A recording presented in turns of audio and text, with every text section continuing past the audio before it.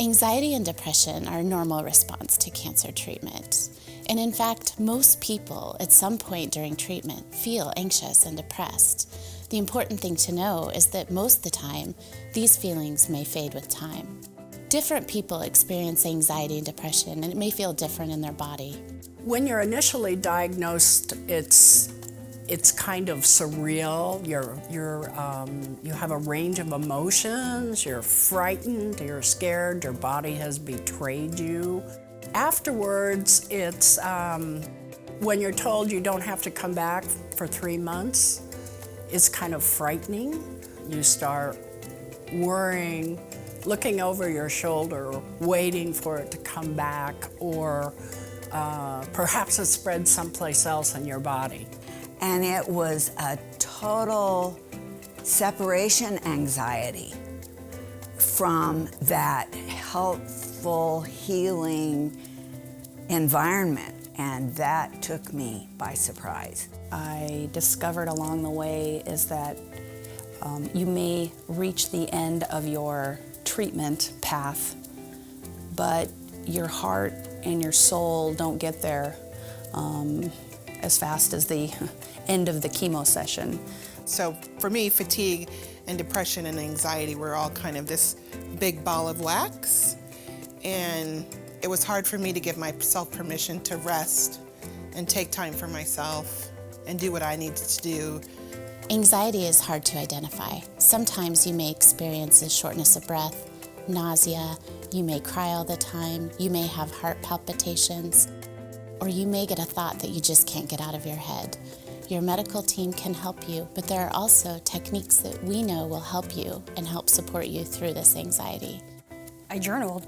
I journaled how I was feeling, why I was feeling this way, and like potentially kind of what's been going on, and outside activities like such as school and homework, and dealing with what I was dealing with at the age that I am, and trying to, I guess, feel like a normal young adult.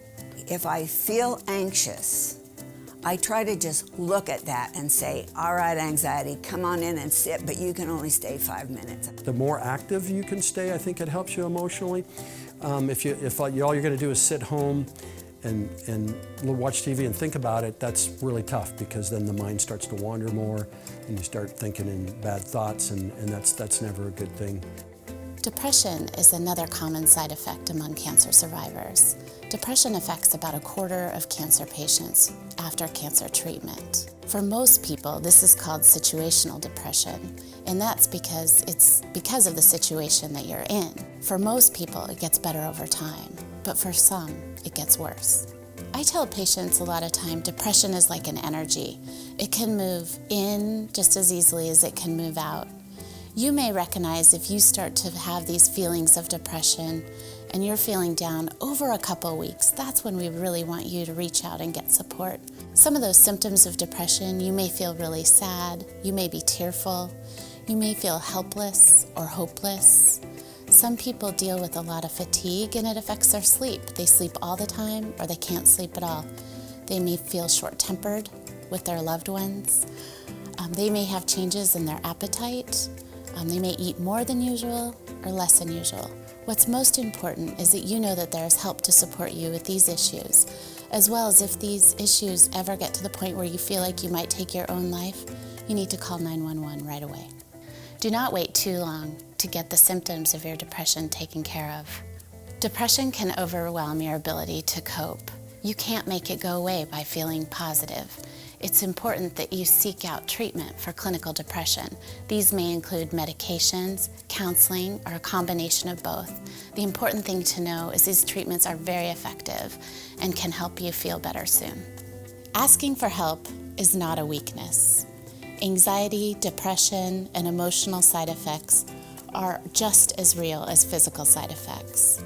And they can be just as troublesome, but they are also very treatable. If you need help, or you're struggling, please reach out to your medical team. We are here to support you through this time. Remember, you're not alone. We come to work every day to help you and support your family.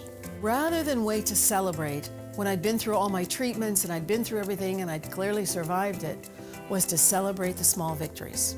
That ability to celebrate in the moment elevated me through the tougher times. So if I had a great doctor visit, or I got through a difficult treatment, or I had a meal with family or friends that mattered to me, if I got to hug someone I loved, or someone who found out about the cancer reached out to me that I hadn't heard from in a while, all those things were small celebrations that lifted my spirits, that helped me through the difficult times.